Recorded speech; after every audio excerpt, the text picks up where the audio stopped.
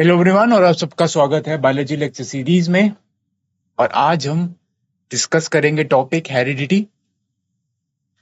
ठीक है, तो इस लेक्चर में हम पढ़ेंगे हेरिडिटी की डेफिनेशन क्या होती है। ठीक है, उसके बाद हम पढ़ेंगे वेरिएशंस क्यों क्यों एक्यूमुलेट होते हैं, और वेरिएशन जो है वो रिप्रोडक्शन के दौरान वो क्यों एक्यूमुलेट होते हैं, और इन वेरिएशन के क्या क्या सोर्सेज होते हैं। ठीक है, तो एसेक्सुअल रिप्रोडक्शन के दौरान भी कभी कभार वेरिएशन आ सकती हैं, पर यूजली क्या होता है एसेक्सुअल रिप्रोडक्शन के दौरान जो भी प्रोजेनी प्रोड्यूस होती है that is genetically identical to the parent. ठीक है पर कभी कभार कुछ वेरिएशन आ सकते हैं, तो इस बारे में हम चर्चा करेंगे वेरिएशन क्यों आते हैं। इसके बाद अलावा आपको पता है सेक्सुअल रिप्रोडक्शन में जो भी प्रोजेनी प्रोड्यूस होती है, ओके, उसमें वेरिएशंस होते हैं। अब वो वेरिएशन कहां से आते हैं इसके बारे में चर्चा करेंगे। ठीक है, तो शुरुआत करते हैं इस लेक्चर की। Now we have seen that reproductive process give rise to new individuals that are similar but subtly different. Yeah. तो रिप्रोडक्शन, ठीक है, लिविंग ऑर्गेनिज्म है, वो रिप्रोड्यूस करते हैं। What is the importance of reproduction? कोई भी ऑर्गेनिज्म रिप्रोड्यूस क्यों करता है? क्योंकि रिप्रोडक्शन जो है वो किसी भी ऑर्गेनिज्म के सर्वाइवल के लिए इंपॉर्टेंट नहीं होता। कोई भी ऑर्गेनिज्म है, it can survive without the reproduction.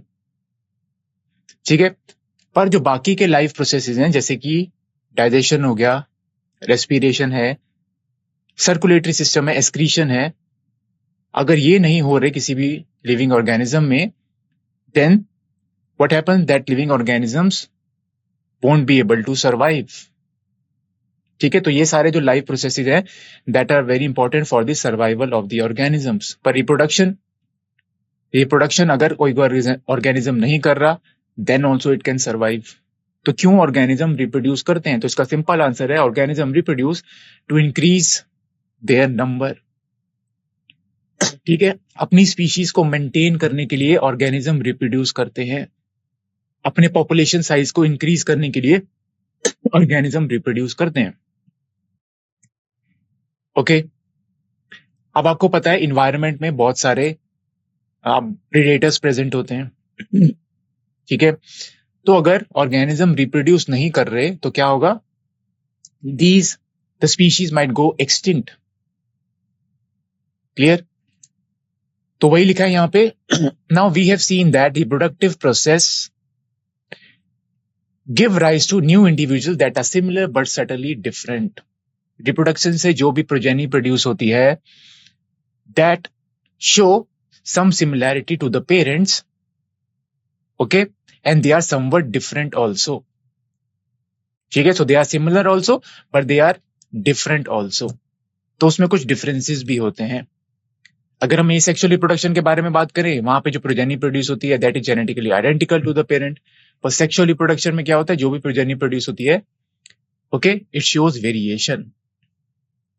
Now we have discussed how some amount of variation is produced even during the asexual reproduction. तो एसेक्सुअल रिप्रोडक्शन के कैरेक्टरिस्टिक फीचर क्या होते हैं? उसमें सिर्फ एक ही पेरेंट इन्वॉल्व होता है, यानी उसमें होती है यूनिपेरेंटल कंडीशन। ठीक है, और इसमें कोई भी गैमीट्स नहीं बनते। गैमीट्स नहीं बनते तो फर्टिलाइजेशन नहीं होती। तो जो भी प्रोजेनी प्रोड्यूस होती है it is genetically identical to the parent. पर कभी कभार क्या होता है? There can be some variation in the progeny. अब ये वेरिएशन का सोर्स क्या होता है? वेरिएशन कहां से आते हैं? So sometimes there may be error during the replication. ठीक है, तो रेप्लिकेशन प्रोसेस जो होता है जिसको बोलते हैं डीएनए कॉपिंग या डीएनए सिंथेसिस। तो जब भी सेल डिवाइड करता है तो डीएनए जो है वो रेप्लिकेट करता है, डीएनए कॉपी होता है। एक कॉपी चली जाती है एक सेल में, दूसरी कॉपी जाती है दूसरे सेल में। ठीक है, अब ये डीएनए रेप्लिकेशन के दौरान क्या होता है? कभी कभार एक गलत जो है वो न्यूक्लियोटाइड, गलत एक बेस इनकॉर्पोरेट हो जाता है। ठीक है, डीएनए रेप्लिकेशन में एक एंजाइम इन्वॉल्व होता है, डीएनए पॉलीमरेज। ये पॉलीमरेज जो है ये न्यूक्लियोटाइड ऐड करता है, ये कॉम्प्लीमेंट्री न्यूक्लियोटाइड ऐड करता है। क्लियर? ठीक है। अब क्या होता है, कभी कभार एक रॉन्ग न्यूक्लियोटाइड ऐड हो जाता है जिसकी वजह से वेरिएशन आ सकती है। अब रॉन्ग न्यूक्लियोटाइड ऐड हो गया या बोल सकते हैं रॉन्ग बेस ऐड हो गया, तो क्या होता है उससे डीएनए सीक्वेंस चेंज हो जाती है। ठीक है, डीएनए सीक्वेंस चेंज हो जाएगी तो वेरिएशन आएगा। ठीक है, तो अगर सपोज एक बेस ऐड हुआ या एक बेस अगर चेंज हो गया तो क्या हुआ, कोडॉन्स आपको पता है, वहां पे कोडॉन्स का सीक्वेंस चेंज हो गया, यानी कि डीएनए की सीक्वेंस चेंज हो गई वहां पे। ठीक है, तो ये एक सोर्स है वेरिएशन का। दूसरा सोर्स क्या होता है, म्यूटेशन। तो they can be single nucleotide polymorphism, single nucleotide polymorphism हो सकती है, यानी कि सिंगल बेस पेयर में चेंज आ सकता है। ठीक है, तो this can be due to mutation. Mutation की वजह से भी वेरिएशन आ सकते हैं। तो एसेक्सुअल रिप्रोडक्शन में जो भी प्रोजेनी में वेरिएशन आता है that can be due to two reasons. पहला तो है एरर ड्यूरिंग द रेप्लिकेशन और दूसरा है ड्यू टू म्यूटेशन। क्लियर? पर यूजली जो हमारा डीएनए रेप्लिकेशन सिस्टम होता है दैट इज क्वाइट एफिशिएंट।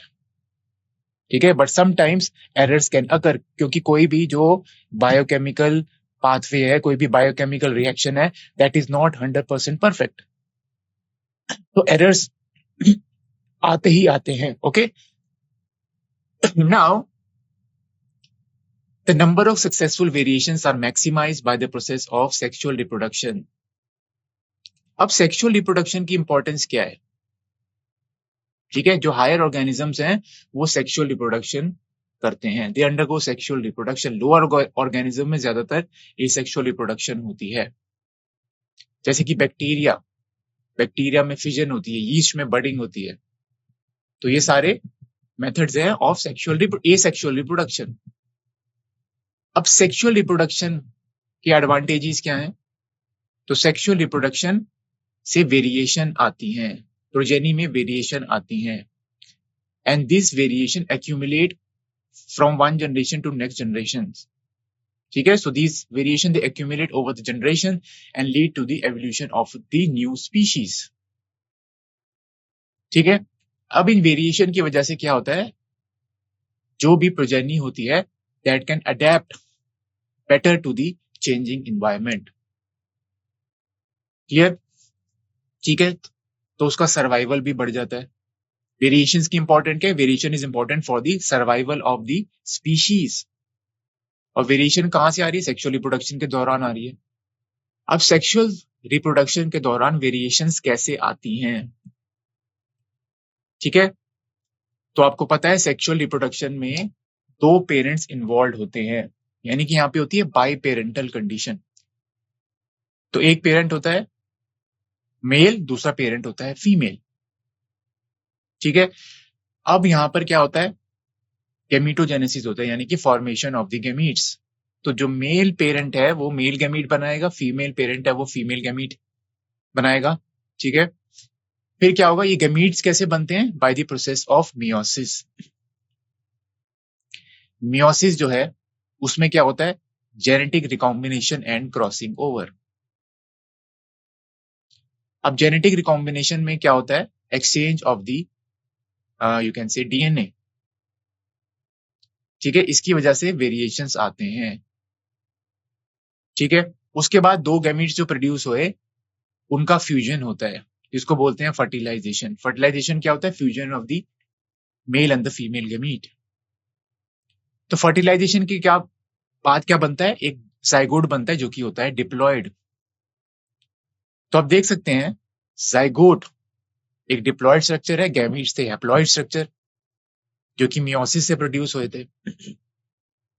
तो क्या हो रहा है, जाइगोट में जो 50 एक क्रोमोसोम सेट आ रहा है फादर से, एक क्रोमोसोम सेट आ रहा है मदर से, और जो जाइगोट है वो डिप्लॉयड बन जाता है। ओके, तो आप देख सकते हैं जो भी प्रोजेनी यहां प्रोड्यूस हो रही है उसमें कॉम्बिनेशन हो रहा है जेनेटिक मटेरियल का। मदर और फादर का जो जेनेटिक मटेरियल है वो कंबाइन कर रहा है। ठीक है, इन दी जाइगोट। जाइगोट आगे चल के बनाता है एम्ब्रियो, एम्ब्रियो फिर आगे चल के एक न्यू इंडिविजुअल बनाता है।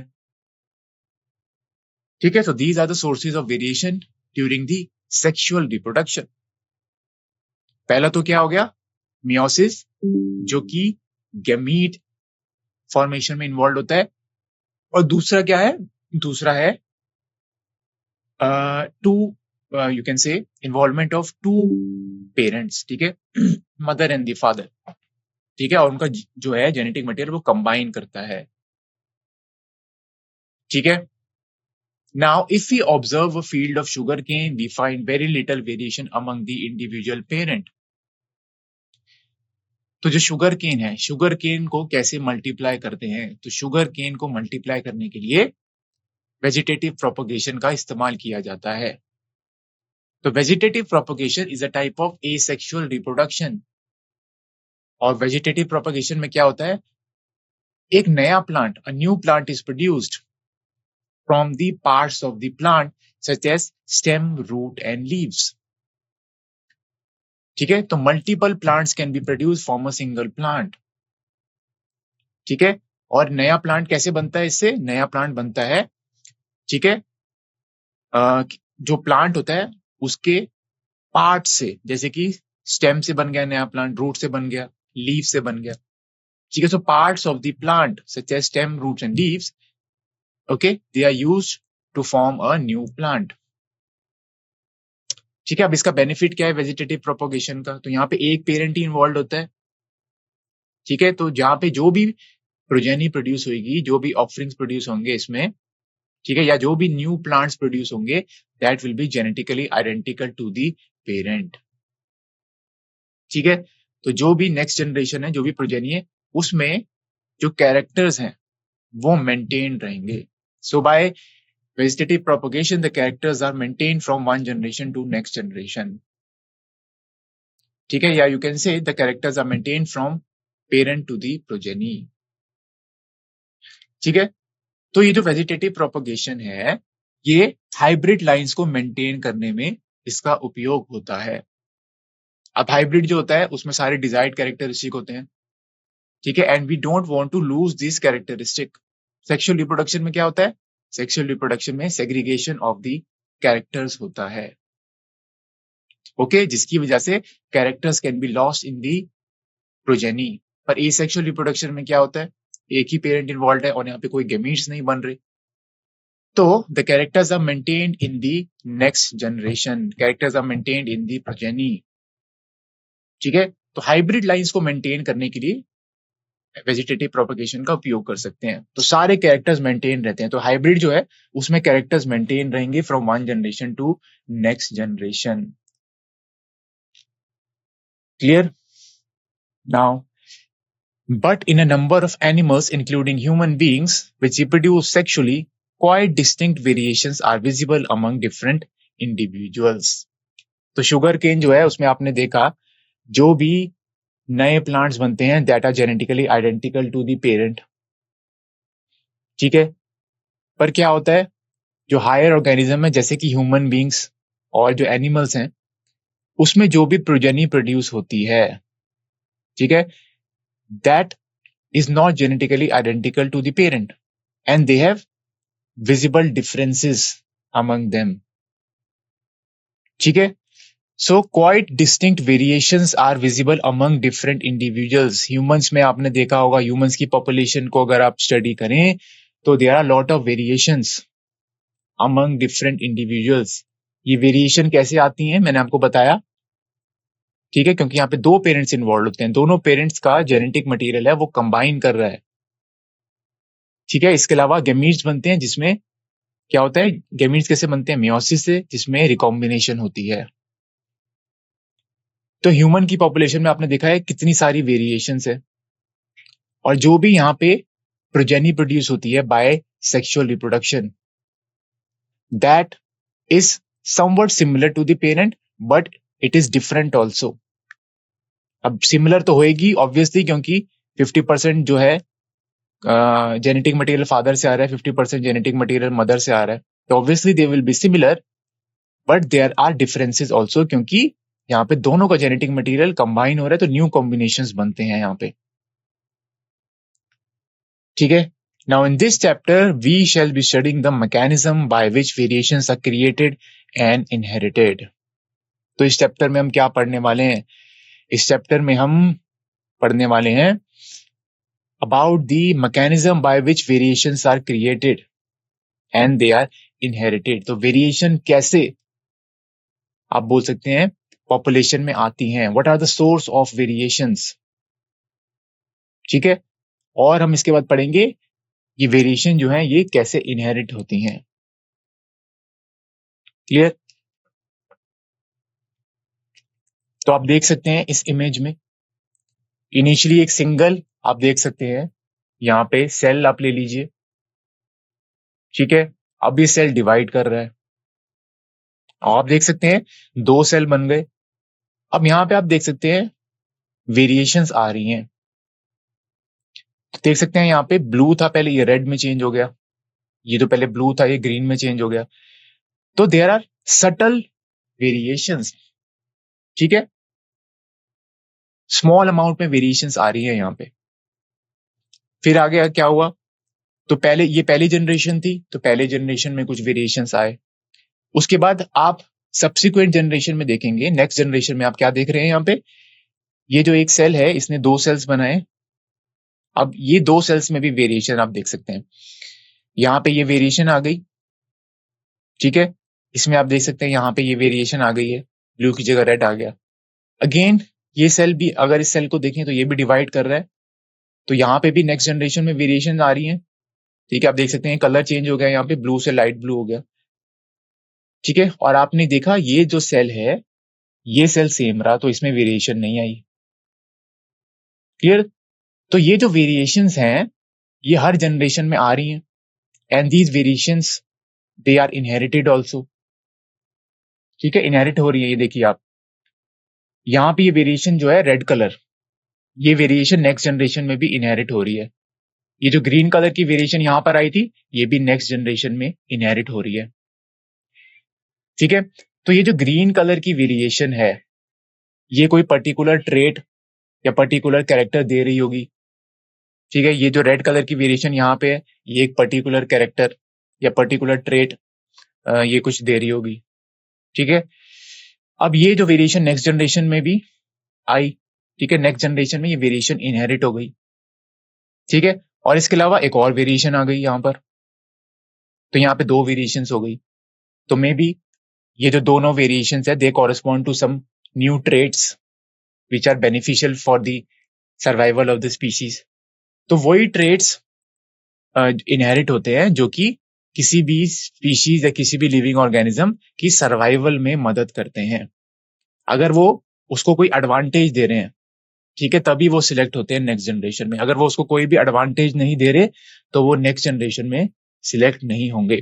तो अगर ये वेरिएशंस नेक्स्ट जनरेशन में इनहेरिट हो रही हैं तो इसका मतलब क्या है, ये इस लिविंग ऑर्गेनिज्म को कोई एडवांटेज दे रही होगी। जैसे कि ये इसको जो इन्वायरमेंट है, ठीक है, उसमें सर्वाइवल करने के लिए कुछ एडवांटेज दे रही होगी। ठीक है, उस एनवायरनमेंट को में जो चेंजेस हैं उसको अडेप्ट करने में मदद कर रही होंगी। ठीक है, so only those variations will be inherited, या बोल सकते हैं those genes will be inherited that give some survival advantage to the living organism और द स्पीशीज। ठीक है, इसके अलावा आप यहाँ पे क्या ऑब्जर्व कर रहे हैं? ठीक है, variations they are getting accumulated over the generations. Variations accumulate हो रही हैं यहाँ पे। ठीक है, और क्या होगा, slowly there will be the evolution of a new species. Clear? तो इस इमेज, ये बहुत ही इंपॉर्टेंट इमेज है। आपको यहाँ पे बहुत सारी चीजें आपको यहाँ पे ऑब्जर्व कर सकते हैं आप। यहाँ पे वेरिएशन जो है वो एक्यूमुलेट हो रहे हैं ओवर जनरेशंस। वेरिएशंस आप देख सकते हैं वो इनहेरिट हो रहे हैं। ठीक है, और वो वेरिएशंस वो ही इनहेरिट होते हैं जो सर्वाइवल एडवांटेज देते हैं स्पीशीज को। ठीक है, और आप देख सकते हैं ये जो प्रोजेनी बन रही है यहाँ पे, that is similar to the parent but they have subtle differences. बहुत ही माइनर डिफरेंसेस हैं प्रोजेनी में अगर उसे हम पेरेंट से कंपेयर करें। ठीक है, now creation of diversity over succeeding generation, आप देख सकते हैं यहाँ पे डाइवर्सिटी, ठीक है, डाइवर्सिटी आ रही है, वेरिएशन आ रही है, वेरिएशन की वजह से तो डाइवर्सिटी आती है, ठीक है। सो इस इमेज में आप क्या देख सकते हैं, there is the creation of diversity over succeeding generations. ये जो इमेज थी आपको क्या दिखा रही थी, this is showing you the creation of diversity over succeeding generation, ठीक है।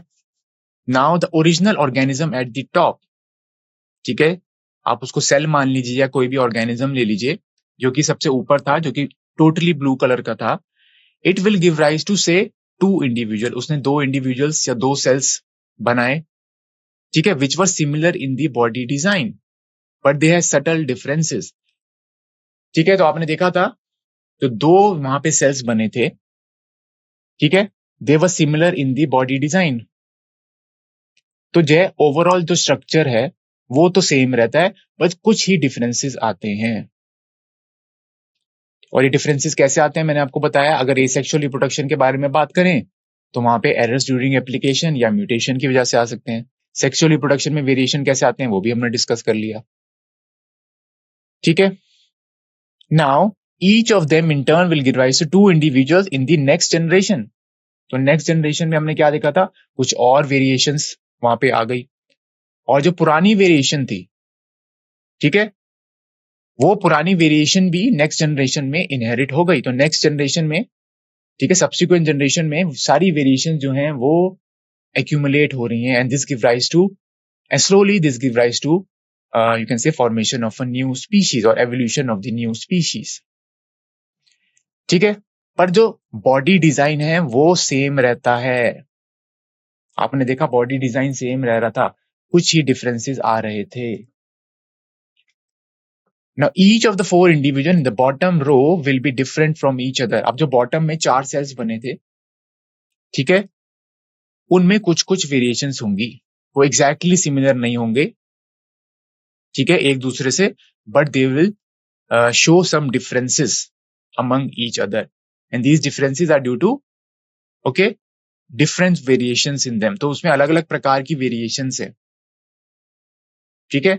ये जो वेरिएशंस है this is corresponding to a certain trait, तो जैसे पहली वेरिएशन थी, फर्स्ट जनरेशन में जो वेरिएशन आई, it is corresponding to a certain trait, suppose we can say trait A. Second generation, उसके बाद सब्सिक्वेंट जनरेशन में एक और वेरिएशन हुई जिसकी वजह से एक नया ट्रेट आ गया, ट्रेट बी। तो ट्रेट ए पहले आया था, ट्रेट बी बाद में आया, तो ट्रेट ए जो है, ठीक है, वो ज्यादा इंडिविजुअल्स में होगा as compare to trait B, क्योंकि ट्रेट ए जो है उसको ज्यादा टाइम मिल रहा है, ठीक है, टू मल्टीप्लाई, ट्रेट बी बाद में आया है, ठीक है, तो वो कम इंडिविजुअल्स में प्रेजेंट होगा। पर धीरे धीरे ये जो ट्रेट्स हैं ये एक्यूमुलेट होते रहेंगे, ये इनहेरिट होते रहेंगे, and ultimately it will lead to the evolution of a new species, clear.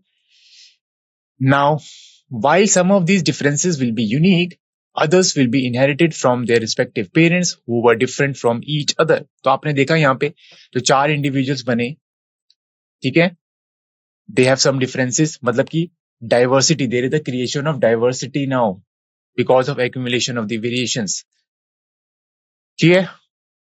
Now आपने देखा होगा कुछ डिफरेंसेस थे ये काफी यूनिक है, क्लियर। तो ये यूनिक डिफरेंसेस आ रहे हैं यहाँ पे क्योंकि यहाँ पे वेरिएशंस हो रही हैं यहाँ पे, ठीक है।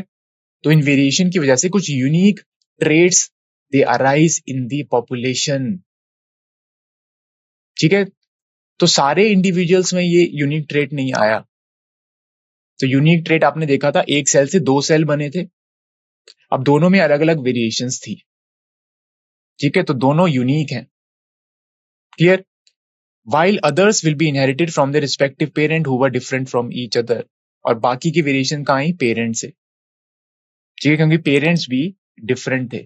तो नेक्स्ट जनरेशन में हम आपने क्या देखा था, वहां पे पेरेंट्स भी डिफरेंट थे, जो दो सेल्स बने थे initially from the first cell, ठीक है, वो दो सेल भी डिफरेंट थे आपस में, ठीक है, तो प्रोजेनी भी ऑब्वियसली डिफरेंट होगी।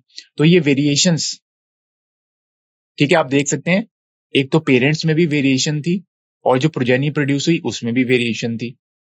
ठीक है, तो सब्सिक्वेंट प्रोजेनी प्रोड्यूस होगी उसमें और वेरिएशंस होंगे। ठीक है, क्लियर? क्योंकि एक तो वेरिएशंस आ रही हैं आपकी रिप्रोडक्शन के दौरान और एक वेरिएशन आ रही है आपकी जो पेरेंट्स में जो वेरिएशन थी, because they are also getting inherited. Clear? अब आगे चलते हैं। Now, inheritance from the previous generation provides both a common basic body design and subtle changes in it for the next generation. अब जो inheritance होती है from the previous generation, ठीक है, previous generations में जो भी variation I that is inherited.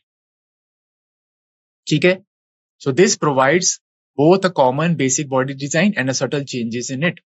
तो वही बता रहे हैं यहाँ पे कि कॉमन बॉडी डिजाइन तो सेम रहता है, but there are some subtle changes which arise due to variations. Clear? Now think about what would happen when this new generation in turn reproduces. ठीक है, तो subsequent generation में आपने देखा variations accumulate होती रहेंगी और variation arise होंगी, variation inherit होती रहेंगी from one generation to next generation, और भी variation आएंगी। ठीक है, वो भी variation अगर सर्वाइवल एडवांटेज दे रही है तो वो भी accumulate होती रहेंगी। ठीक है, जिसकी वजह से एक नई स्पीशीज बन जाएगी अंत में। Now the second generation will have differences that they inherit from the first generation as well as newly created differences. तो जो नेक्स्ट जनरेशन होती है, ठीक है, उसमें एक डिफरेंसेस कहां से आए? उसमें डिफरेंसेस आए क्योंकि वो जो है वो फर्स्ट जनरेशन से इनहेरिट कर रही हैं जीन्स। तो फर्स्ट जनरेशन में भी वेरिएशंस आए थे, ठीक है, और उस जनरेशन में न्यू वेरिएशंस भी क्रिएट हो रही हैं। ठीक है, तो जो हमने फिगर देखी थी वहां पे, ठीक है, this figure would represent the situation if a single individual reproduces at happens in the asexual reproduction. तो जो हमने फिगर देखी थी that is showing you asexual reproduction. Asexual reproduction में सिर्फ एक ही इंडिविजुअल इन्वॉल्व होता है, और एसेक्सुअल रिप्रोडक्शन में वैसे तो जो प्रोजेनी प्रोड्यूस होती है it is genetically identical to the parent, but sometimes variation can arise due to errors during replication और ड्यू टू म्यूटेशन। तो आप देख सकते हैं उस इमेज में स्लोली जो है वेरिएशंस एक्यूमुलेट हो रही थी। ठीक है, but basic body design same रहा। उदाहरण के तौर पर अगर हम ले लें, if one bacterium divides then the resultant two bacteria divide again and 4 individual bacteria generated would be very similar. ठीक है, तो 4 बैक्टीरिया जो अंत में बने, जैसे कि 4 वहां पे सेल्स बन रहे थे उस इमेज में अंत में, वो आपस में सिमिलर तो ऑब्वियसली होंगे क्योंकि बेसिक बॉडी डिजाइन तो सेम है।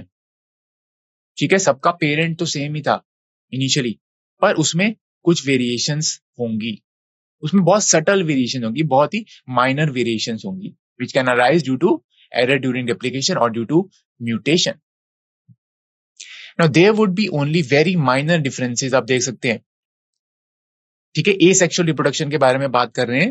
asexual reproduction में जो भी progeny प्रोड्यूस हुई that would be very similar but there will be minor differences between them. और ये differences कैसे आए? due to inaccuracies in the DNA copying, यानी कि error during the replication.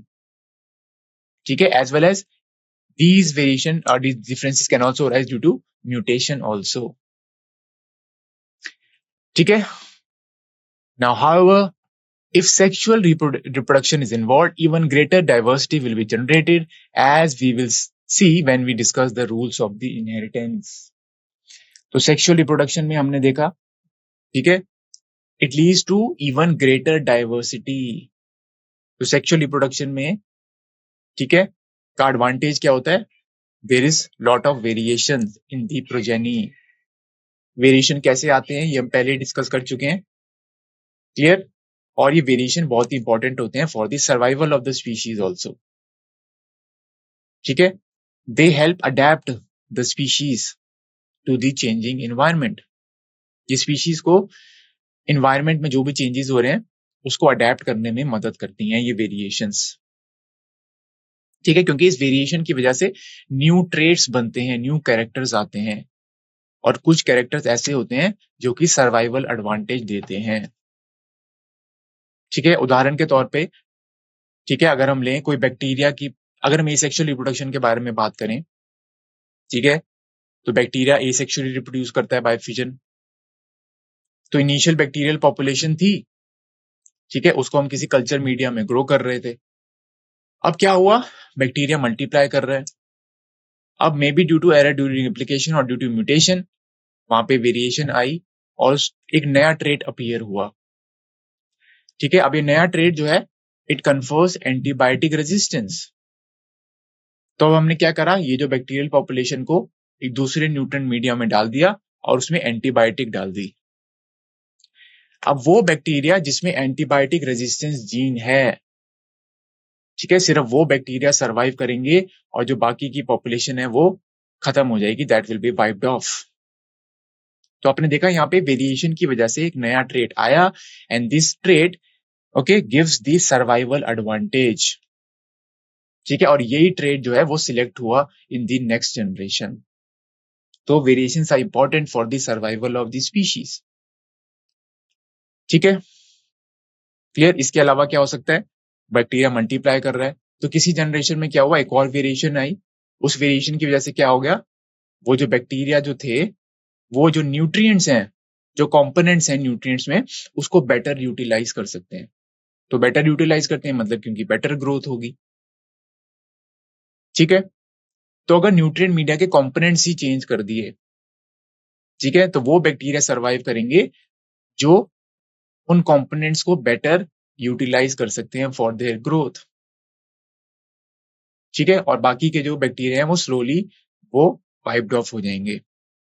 ठीक है, तो आपने देखा यहाँ पे दो ट्रेट्स अपीयर हुए, पहला एंटीबायोटिक रेजिस्टेंस और दूसरा ट्रेट कौन सा था, efficient utilization of the components of the nutrient media. अब ये दोनों ट्रेट हैं वो सिलेक्ट हो जाएंगे। जो ट्रेट पहला था, पहले ट्रेट कौन सा अपीयर हुआ था, एंटीबायोटिक रेजिस्टेंस। ठीक है, तो उसकी फ्रीक्वेंसी ज्यादा होगी, इस ट्रेट की फ्रीक्वेंसी ज्यादा होगी क्योंकि ये पहले अपीयर हुआ है। पर जो दूसरा ट्रेट था न्यूट्रिएंट, जो nutrient efficiency, nutrient utilization efficiency बढ़ाता है, वो ट्रेट जो है वो थोड़ी कम फ्रीक्वेंसी में होगा क्योंकि वो लेट अपीयर हुआ है। ठीक है, now do all these variation in species have equal chances of surviving in the environment in which they find themselves? तो ऑब्वियसली नॉट। तो ये क्या कर रहा है, कह रहे क्या सारी वेरिएशंस जो होती हैं वो सारी वेरिएशंस जो हैं क्या वो सिलेक्ट होती हैं? ठीक है, do all these variation in species have equal chances of surviving in the environment? तो इसका आंसर क्या है, सिर्फ वो ही वेरिएशंस जो हैं वो सिलेक्ट होंगी या नेक्स्ट जनरेशन में वो इनहेरिट होंगी जो कि सर्वाइवल एडवांटेज दे रही हैं किसी भी लिविंग ऑर्गेनिज्म को। ठीक है, सो ऑब्वियसली नॉट है इसका answer. So depending on the nature of variations different individual would have different kind of advantages. तो कोई वेरिएशन अपीयर हुई, ठीक है, मे बी वो वेरिएशन उस लिविंग ऑर्गेनिज्म के लिए एडवांटेजियस है, ठीक है, इन सर्टन कंडीशंस। ठीक है, तभी हम कहते हैं variation help the living organism और the species to adapt to the changing environment. ठीक है, अगर इन्वायरमेंट चेंज हो गया तो उसमें उसको वो सर्वाइवल एडवांटेज दे रही है वो वेरिएशन, तब वो वेरिएशन सिलेक्ट होगी। अगर वो उसके लिए एडवांटेजेस नहीं है तो वो वेरिएशन सिलेक्ट नहीं होती। ठीक है, clear. Now bacteria that can withstand heat will survive better in a heat wave as we have discussed earlier. तो अगर कोई बैक्टीरिया है उसमें वेरिएशन आई है और इस वेरिएशन की वजह से वो बहुत ही हाई टेम्परेचर को विथस्टैंड कर सकता है, वो बहुत, ठीक है, हीट को विथस्टैंड कर सकता है। ठीक है, तो उसकी पॉपुलेशन बढ़ेगी, उसका नंबर इंक्रीज होगा और जो बाकी के बैक्टीरिया हैं, ठीक है, वो स्लोली वो खत्म हो जाएंगे, दे विल बी वाइप्ड ऑफ। ठीक है, तो ये ट्रेट सिलेक्ट हुआ, ठीक है, the trait which is helping the bacteria to withstand the heat. Clear? Now, selection of variants by environmental factors forms the basis for evolutionary processes as we will discuss in the later sections. Clear? अब जैसे कि मैंने आपको बताया ये variations जो हैं ये एक्यूमुलेट होती हैं over generations and slowly they lead to the evolution of the new species. ठीक है, तो इसके बारे में हम लेटर सेक्शन में डिस्कस करेंगे। Now if a trait A exist in 10% of a population, ठीक है, तो अब कुछ क्वेश्चंस हम सॉल्व करते हैं। तो यहाँ पे दो क्वेश्चंस हैं। तो पहला क्वेश्चन क्या है यहाँ पे, ठीक है, तो एक ट्रेट ए था, ठीक है, जो कि 10% ऑफ अ पॉपुलेशन में है, of a asexually reproductive species. तो एक स्पीशीज है वो एसेक्सुअल रिप्रोडक्शन शो कर रही है, ठीक है, यानी कि उसमें सिर्फ एक ही पेरेंट इन्वॉल्व है। तो वहां पे एक ट्रेड ए अराइज हुआ, पर जो ये ट्रेड ए है वो सिर्फ 10% ऑफ द पॉपुलेशन में है, और एक ट्रेड बी था वो 60% ऑफ द पॉपुलेशन में है। ठीक है, तो आपको बताना है इन दोनों में से कौन सा ट्रेड है वो पहले अराइज हुआ था। तो ये पहला क्वेश्चन है। दूसरा क्वेश्चन है, how does the creation of variation in species promote survival.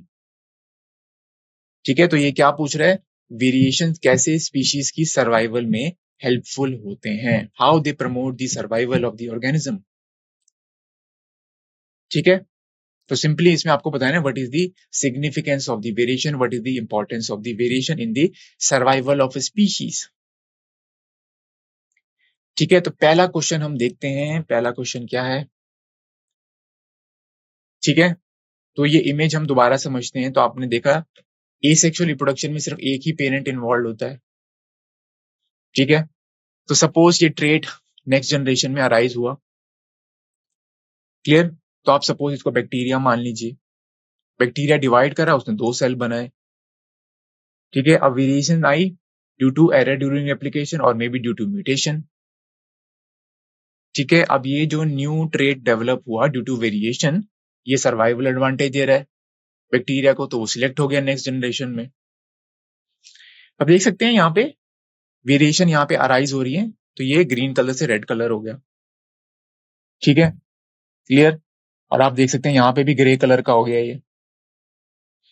तो ये जो दोनों यहाँ पर प्रोजेनी प्रोड्यूस हुए, जो 2 सेल्स प्रोड्यूस हुए, they are obviously they are similar to the parent, but they are only subtle differences, they are only minor differences. ठीक है, अब नेक्स्ट जनरेशन में आपने देखा यहाँ पे एक और ट्रेट अराइज हुआ यहाँ पे।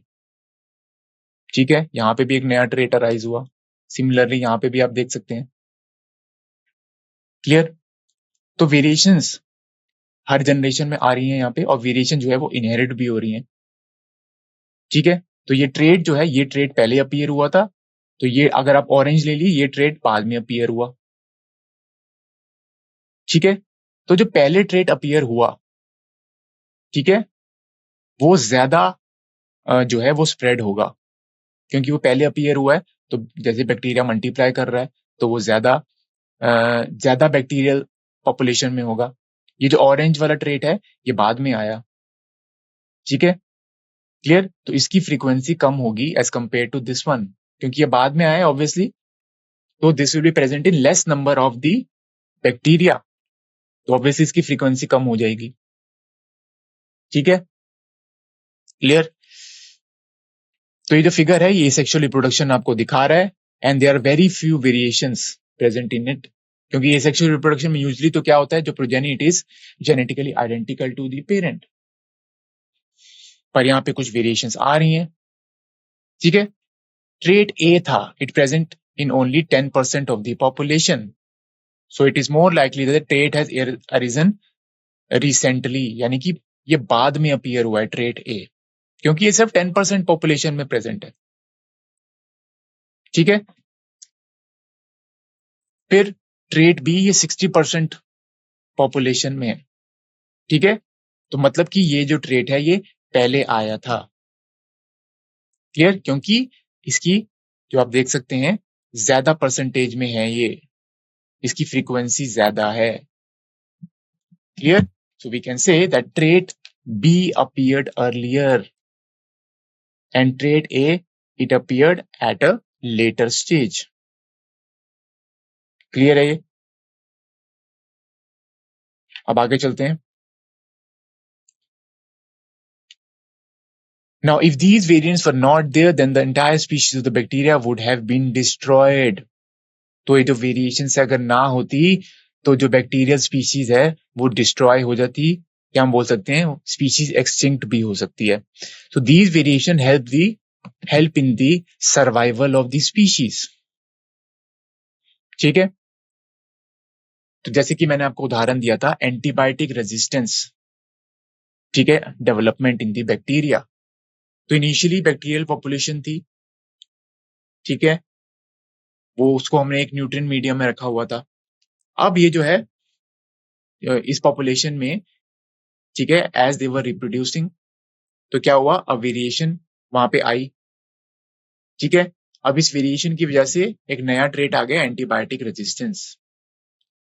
ठीक है, अब अगर हमने इन्वायरमेंट चेंज किया यहाँ पे, यानी कि हमने अब इस न्यूट्रिएंट मीडियम में एंटीबायोटिक डाल दिया, तो वही बैक्टीरिया सर्वाइव करेंगे which have antibiotic resistance gene, और बाकी के जो बैक्टीरिया हैं दे will be destroyed, they will B wiped out.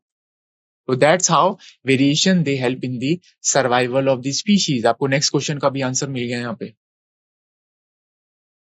ठीक है, बट सारी वेरिएशंस होती हैं, सारी वेरिएशंस हेल्पफुल नहीं होती, सिर्फ वही वेरिएशंस इनहेरिट होती हैं, वही वेरिएशन सिलेक्ट होती हैं which give survival advantage to the living organism or which can help the organism to adapt to the changing environment.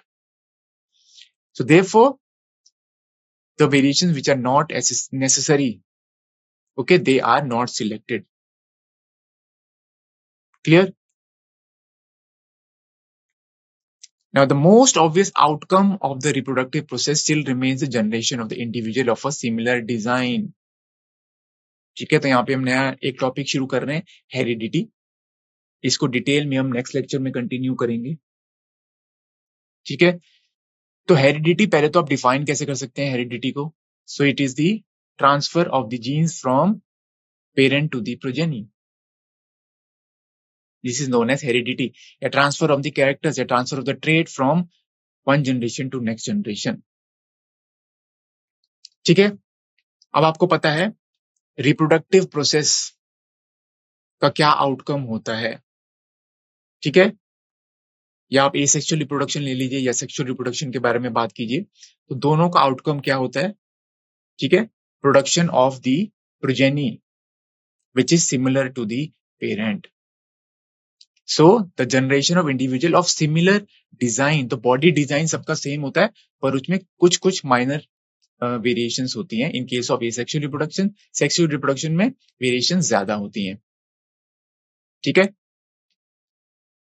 now the rules of heredity determine the process by which traits and characters are reliably inherited.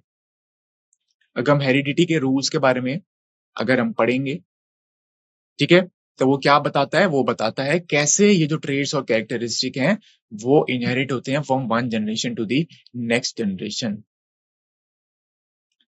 ठीक है, तो इस rules के बारे में हम next lecture में पढ़ेंगे डिटेल में. ठीक है, इनहेरिटेड ट्रेट्स के बारे में हम थोड़ी सी चर्चा कर लेते हैं. Now, what exactly do we mean by similarities and differences? Similarities, जो भी प्रोजेनी प्रोड्यूस होती है, that is similar to the parent, क्योंकि पेरेंट के जो जीन्स हैं, पेरेंट का ही जो जेनेटिक मटेरियल है वो प्रोजेनी में आ रहा है. But there are obviously there are differences. ठीक है, वेरिएशंस ऑब्वियसली आती हैं. ठीक है, तो हमने देख लिया वेरिएशन एसेक्सुअल रिप्रोडक्शन में कैसे आती है, सेक्सुअल रिप्रोडक्शन में कैसे आती है, ये भी हमने देख लिया. Now we know that a child bear all the basic features of the human being. तो ह्यूमन में अगर आप देखेंगे जो चाइल्ड बॉर्न होता है, जो न्यू चाइल्ड बॉर्न होता है, उसका जो बेसिक बॉडी डिजाइन है या जो बेसिक फीचर्स हैं, that will B of human being only. क्योंकि जो मदर फादर हैं उनका ही जो जेनेटिक मटेरियल है that is being inherited. Clear? तो बेसिक बॉडी डिजाइन तो सेम ही रहता है, पर कुछ कुछ वेरिएशंस आ जाती हैं. Now, however, it does not look exactly like the parents, and human population show great deal of variations. ठीक है, तो जो भी यहाँ पे प्रोजेनी प्रोड्यूस होती है इन सेक्सुअल रिप्रोडक्शन, वो एग्जैक्टली सिमिलर नहीं होते पेरेंट्स के. Although they are similar but they are not exactly similar. ठीक है, सिमिलर हमने बताया क्यों होते हैं, क्योंकि हाफ जेनेटिक मटेरियल आ रहा है फादर से, हाफ जेनेटिक मटेरियल आ रहा है मदर से, obviously they will be similar, क्योंकि जो प्रोजेनी है, जो कि या जो आप बोल सकते हैं जो ऑफरिंग्स हैं, उसमें पेरेंट से ही इनहेरिट हो रहे हैं जीन्स, ठीक है। पर उसमें वेरिएशंस आती हैं क्योंकि दो जेनेटिक मटेरियल आपस में कंबाइन कर रहे हैं, मदर और फादर का जेनेटिक मटेरियल कंबाइन कर रहा है। इसके अलावा गैमीट्स बनते हैं जहां पे जेनेटिक रिकॉम्बिनेशन होती है, एक्सचेंज ऑफ जेनेटिक मटेरियल होता है, ठीक है। उसकी वजह से भी वेरिएशंस आती हैं। क्लियर? अब रूल्स ऑफ इनहेरिटेंस के बारे में हम नेक्स्ट लेक्चर में पढ़ेंगे, ठीक है। तो इस लेक्चर में हमने क्या पढ़ा?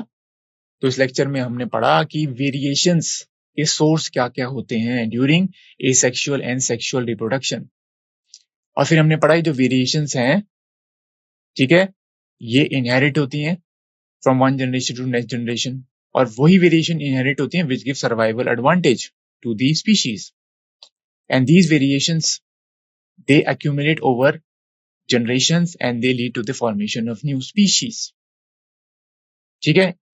फिर हमने पढ़ा what is the importance of variation, तो वेरिएशन बहुत ही important for the survival of a species, ठीक है। अब जो हेरिडिटी टॉपिक है इसको डिटेल में हम नेक्स्ट लेक्चर में पढ़ेंगे। मैं आशा करता हूं ये लेक्चर आपको बहुत ही नॉलेजेबल लगा होगा। क्लियर? ठीक है। अब हम मिलेंगे आपसे नेक्स्ट लेक्चर में। आप सबका इस लेक्चर को अटेंड करने के लिए बहुत बहुत धन्यवाद।